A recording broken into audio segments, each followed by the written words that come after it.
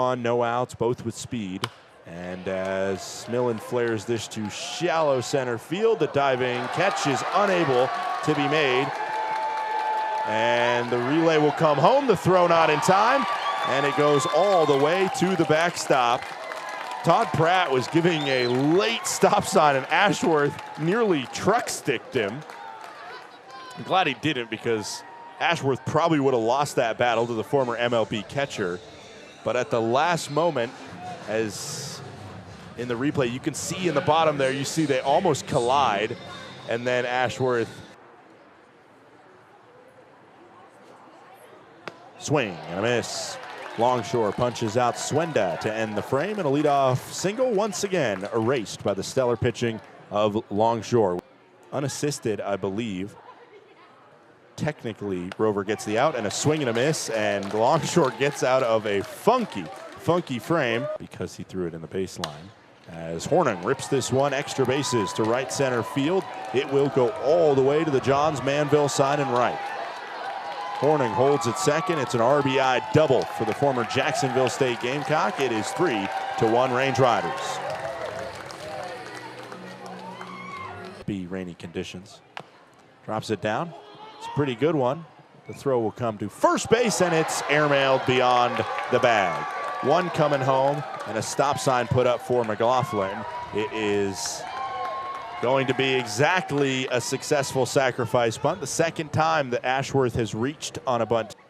J.D. McLaughlin on third, just to close up the Chicago Bears conversation, as Garner swings this one to left center field. That's beyond the center fielder. It will one hop and go over the wall. Carson Garner has himself a 2 RBI double. It is 6-2 Range Riders. This is a sky-high fly to right. Looking back at it, and the catch is made. Throw will come to third base and cut off. Sacrifice fly by steal. It is 7-2 Range Riders. And last year batted .306. Runners going. Throw into second. Overslide. Got him. And that's the danger of the slippery turf here at Glacier Bank Park. Manacero caught stealing to end the frame. We head to the bottom of the fifth. Range Riders up by 5.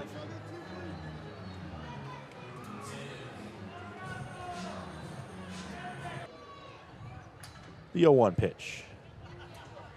Swung on by Beard down the left field line. It is a fair ball.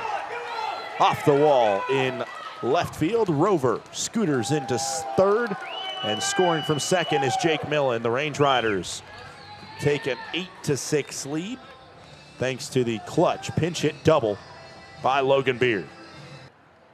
And that's essentially the last time baseball was played, as this one out to left field, backing the fielder up and eventually to the track. The catch is made.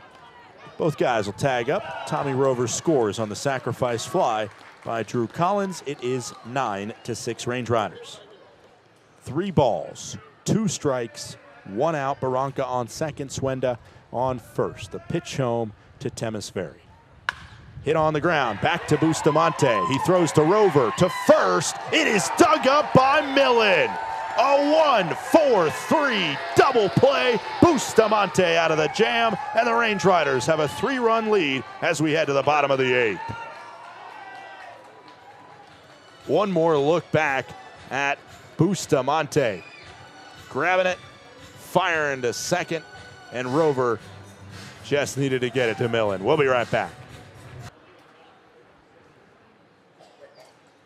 Swing and a miss. A much-needed strikeout for the Range Rider southpaw. Todd Pratt out of the dugout now, as it will be Jack Maruskin to take over. His final pitch was a very wild one, so take that for how you will. 1 ball, 2 strikes, 1 out pitch from Maruskin into Ott. It is called strike 3, and Ott will use his squad's final challenge. Ott punched out looking, and Great Falls is out of challenges. As you look back at the punch-out pitch by Maruskin, 83 miles per hour. perfectly placed on the outer cut of the plate. One strike away from taking this 6-game series, winning their 60th game ever against the Voyagers, and coming out victorious on their 401st game in franchise history. The 1-2, 2-out pitch into Will Rogers from Jack Maruskin. A deep breath and a nod, and he kicks and fires. Called strike 3. Range Riders win. With your third baseman, Carson Garner. You scored 2 runs today and had an insurance 2 RBI double in the 4th. What's the mindset like on a day like this? How do you keep the morale up? Well, it starts with just toughness, and you gotta come into it being the tougher team.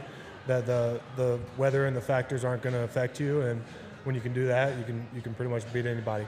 Does your walk-up song have anything to do with the boost of morale there? Maybe. I every time I heard it, I was thinking about the weather today, and I was like, all right, well, I got sunshine, I guess. So there you go.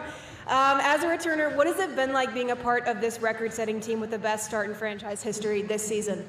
It's been awesome.